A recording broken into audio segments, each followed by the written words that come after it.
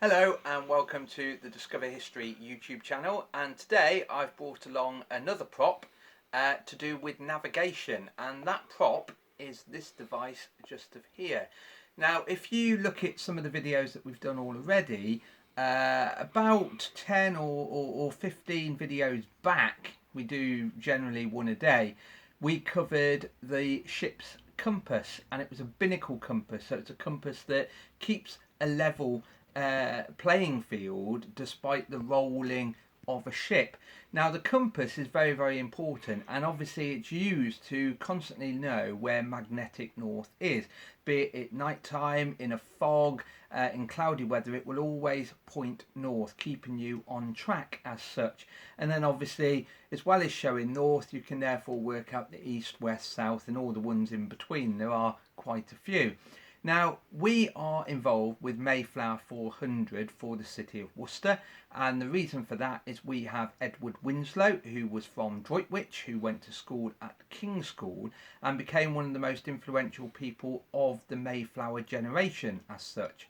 And the interesting thing is, I find it fascinating how they got from one place to another.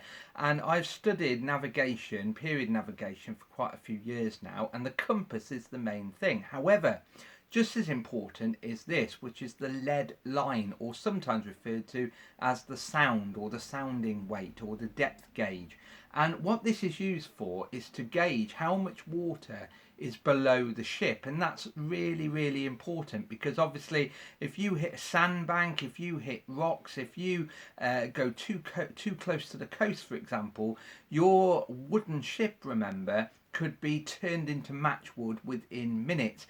Even if the ship runs aground, the weight of the ship will actually break the ship if you're on shallow water. So it's so important to ensure there is a large amount of water below the ship. Now, the way this works is you would have different people on the ship using these, and there's usually two different types. You can sometimes have a deep sea sound or lead line, or you could have one for shallower water, and this is actually a shallow water depth gauge really. And what would happen is the leadsman or the leadsman would take hold of the lead line, take hold of the sounding device. As you can see, there's a lot of different names for it, and it will usually climb outside the ship, so he's hanging on to the shrouds of the rigging, leaning directly above the water. And what he will do is famously take hold of the lead weight and swing it around, swinging the lead, casting the lead, and then he drops this into the sea, and then obviously the weight will take it to the very bottom of the sea. Now, at different intervals there are different markers, for example some yellow wool. At bigger depth indicators, for example a fathom, you will also have a piece of leather, and this gets a mention in all the navigation books of the day. In other words, there are individual smaller markers, usually marked with wool, and then the leather ones are usually marking a fathom. And he will just let this go bit by bit to the bottom of the ocean, and then he can read off the depth underneath the ship. Now, it doesn't end there, because when the leadsman or the leadsman brings in the sounding weight, the lead line, he will also take a look at the bottom of it. Now that sounds a bit odd, but there's a reason behind it. Now there is a small indentation at the bottom of the lead line, the lead weight, and there's a reason for that. A good leadsman will take some animal fat, tallow, lard in other words, and place it in that little shallow depression at the bottom of the lead line. Now when he pulls that up, because the lead, because the fat for example will not dissolve in water, what you will have is a small sample of what the seabed is like. In other words, you could end up with a lot of crushed shell, you could end up with mud, you could end up with sand, you could even end up with gravel, lots and lots of pebbles attached to the bottom. And the reason why that's so important is because on a lot of sea charts at the time, and remember we don't use the word map, on the number of sea charts at the time, you would often get sandbanks and areas where there is shingle, and that's so important because it will give you an indicator where you are.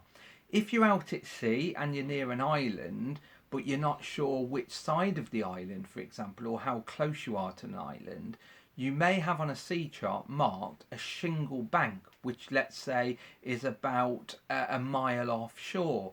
Well, if you're not sure where you are, you can have a look at what it says on here, and if it is shingle, you will know that you're within that distance of the shoreline. So it's quite important, quite an amazing device to have, really. So like I said, when people did sail years ago, be it in the age of the Armada, be it even in the Middle Ages, compasses were important, and obviously the lodestone was used to magnetise that compass to find magnetic north. But as well as that, this was important because this told you the depth of the seawater and also what the seabed was like, another indicator. Now over the next few weeks and months, I will constantly bring out another navigational aid, and when you look at all of them together, that's how people navigated out at sea years ago. We use these for living history for organisations, for example, like English Heritage. We also use them in schools where we actually do a demonstration. I usually get a tin plate, a tin container, or even a plastic tub, put some sand in it, put some gravel in it, for example, and we test this out, and it works every single time. Also, we usually get people using the other devices that we have, and whenever we do a talk, like the talks we do on the Mayflower, we also bring it out then. People are always fascinated on how people navigated years ago, before GPS. Now, I also want to use this video to explain tomorrow, Bank Holiday Monday, we're going to have a craft. Now, we haven't done a craft since VE Day, so Monday we want you to gather together a number of items to be able to do a craft. So what are you going to need? Well, first of all, you need some string, so make sure you get some string. You don't need lots of it, but you need some string. You need a ruler and obviously a pair of scissors for the cutting out. Make sure if you are a younger viewer of the Discover History YouTube channel, make sure you get a parent to help you, or a guardian, or anyone of an adult nature within the family to give you a hand doing the cutting. You also need some glue, a pen, and this is the fun bit, you need to find either Play-Doh or plasticine, anything like that, something that you can mould into a shape and basically use as a filler, and that will all become apparent tomorrow what we're going to be using that for. And finally, you are going to require some cardboard. This is an old piece of card that came from a delivery recently.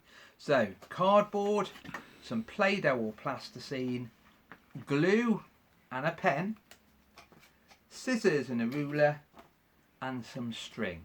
Get those things together, and tomorrow we're going to do a craft. And just to give you an idea, a clue of what it's going to be, the clue is the Romans used them for writing down things that is temporary. In other words, they wrote on stone, they wrote onto wood, but generally speaking, if they've got something they want to write down but then throw away, for example, a shopping list, they may have used this device. So have a little think about what that is. Think about the things I've told you to get hold of, and then tomorrow all will become clear. Join us for a Bank Holiday Monday craft. On that note, stay safe everyone, and we'll see you soon. Bye bye.